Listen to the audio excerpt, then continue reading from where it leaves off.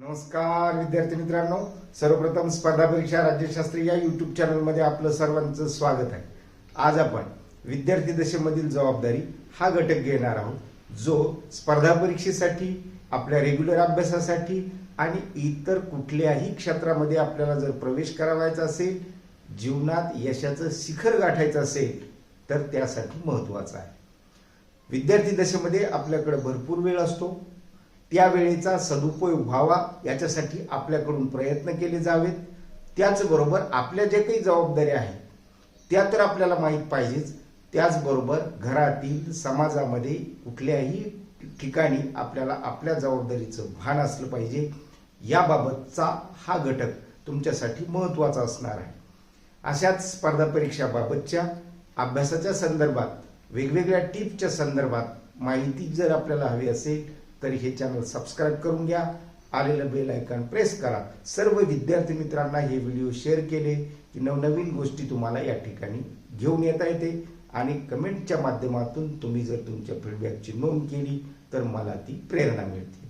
विद्यार्थी दशेमध्ये सर्वात महत्त्वाचा भाग आहे आपली जबाबदारी ओळखणे। जसे की आपण पाहतो, वर्षभर आपण अभ्यास करतो, त्या अभ्यासाचा जो परिणाम असतो तो अभ्यासाचा परिणाम हा आपल्याला निकालाच्या माध्यमातून दिसून येतो। तो निकाल आपल्याला निश्चितच आपल्या आवडीकडे, आपलं जे काही क्षेत्र आहे त्या क्षेत्राकडे नेण्यासाठी आपल्याला उद्दीपित करत असतो। मात्र त्याचबरोबर आपल्याकडे जो काही वेळ असतो तो वेळ आपण कोणत्या कारणासाठी खर्च करतो आणि त्याबाबतचं नियोजन आपलं कसं आहे हे आपण कधी बऱ्याच वेळेस ठरवत नाही।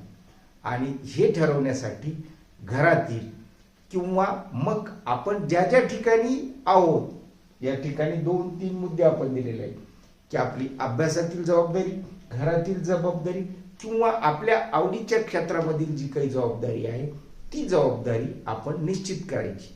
ती जबाबदारी आपण आपल्या अंगावर घ्यायची।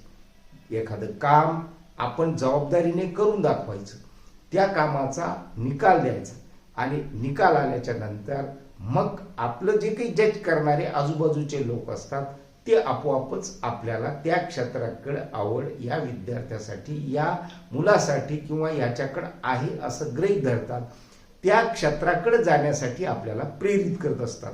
क्षेत्र कोणतंही असो, आपण एकदा जबाबदारी घेण्याचं ठरवलं की त्या जबाबदारीचा निकाल दिला की त्या निकालाचा परिणाम म्हणून मग घरात असाल तर घरातली मंडळी, शाळेत कॉलेजमध्ये असाल तर शाळा कॉलेजमधील जे काही शिक्षक असतात ते, समाजामध्ये असताल तर समाजामधील जे काही महत्त्वाचे निर्णय घेणारे घटक असतात ते, कुठल्याही ठिकाणी ज्यावेळेस आपण वावरतो त्या ठिकाणी आपण स्वतःची जबाबदारी निश्चित करून काही जबाबदाऱ्या आपल्याकडे जर घेतल्या तर आपण निश्चितच आपल्या यशाकडे जाण्यासाठी पात्र ठरतो।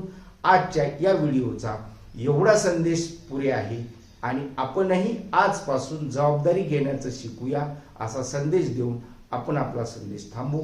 धन्यवाद।